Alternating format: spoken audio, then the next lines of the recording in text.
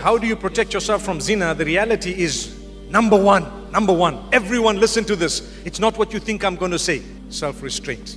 Restrain yourself. You can restrain yourself. I mean, I had a 14-year-old come to me not so long ago. How do I protect myself from zina? I want to get married. Come on, be a little bit realistic. You got to protect yourself. You restrain yourself. Sabr. Come on, your day will come. When we were young, we also used to look at the opposite sex sometimes and think, when will I ever get married? Today, mashallah, we've got children of our own, mashallah. I'm sitting on about 8 children by the will of Allah. So, subhanallah, to be honest with you, you have to protect yourself. That's what sabr is all about. The reward you're going to get is for abstaining from prohibition. That's the reward. So not only your salah and your zakah, that's doing good deeds, but abstaining from bad is also a reward. So here's your opportunity, stay back. However, the hadith speaks about fasting. So you will fast. Fast every Monday and Thursday, fast 3 times a month. This will help you. Concentrate, have good company. Good company really goes a long way in protecting you from adultery. So what we need to do, subhanallah, is protect ourselves, have good company, read a lot of the Quran, go into lessons, try and expand your religious learning. Watch out how you use your phone. How you use your phone. I want to tell you something sad. Many of us feel we're in love with someone because of the phone. But the person in real life, I've come across so many who've got married as a result. A few have been happy, but a lot say, it's not who I thought it was. You know why? Today, like you have Photoshop, you also have akhlaq shop, which means somehow their akhlaq is shopped. You think that they're really amazing, and when you live with them, they ignore you. They're on the phone with someone else. And you start thinking, so don't be deceived by the phone. You know, when someone says, I love you, wallahi, so many of them are just saying it because it's just like saying, hello, hi, how are you? And you know what I love you means sometimes nowadays? I want to use you. That's what it means. I promise you it means that. Have you seen what I've said once, some time back on Twitter? I said, if people can say lol without laughing, they can say I love you without loving. And I think a lot of people caught on that. But I want to add something else today and tell you, a lot of the people say I love you and actually mean, without you knowing, I just want to use you. And because women are generally, emotionally, they get more attached. It's sometimes the youth, the young men who are abusing this attachment. So be careful.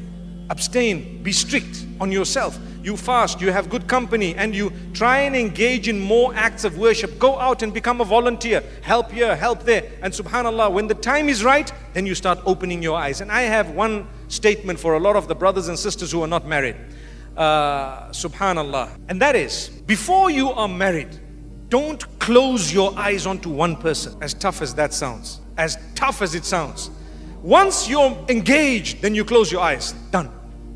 Because maybe Allah doesn't want you to marry the person because they are bad, horrible. Or maybe Allah doesn't want it because something might go wrong with the children that couple will have and you don't know. So maybe Allah is keeping you apart. I'm not saying don't try. You try. You speak to your parents. You convince them. You can even change your wilaya if you want. You know what that means? This is my wali. He's my father. I will go to the panel of scholars and tell them my father is blocking my marriage without any reason. So I want to marry without my dad. And if you qualify for that, you can actually shift that wilaya to a wali will be someone else. Who will it be? That panel of scholars in an Islamic country, you'd have the qadi or someone who would represent you as a wali. So the person becomes a wali of yours. So you need to be careful, because sometimes if you do that and you know that the person you want to marry is not standing on their own 2 feet in terms of, finances and so on, you might have to come back to your family one day and they might not want you at that stage.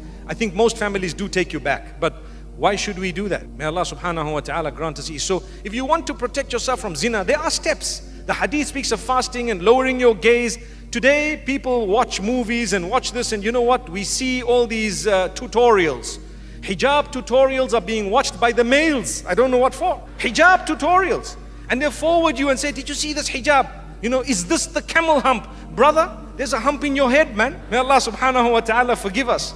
What are you worried about this thing here for? Take it easy. Let the sisters go ahead and have a peep. But then you look at your wife and you say, I saw the tutorial. I think you need to look a bit like so-and-so, so-and-so. May Allah forgive us. So this is why we don't lower our gaze, and we don't realize lowering the gaze is very important, even when it comes to the screen. I know, you always get wise cracks in the youth. Sometimes they say, but Sheikh, I'm lowering my gaze looking in the screen, I'm lowering my gaze. That's not what it is. You know what I mean. You don't look at these things by the will of Allah. And if you do, you are allowed to say, mashallah. If you really have great intentions, you can even say inshallah, but it's okay, that's where it stops.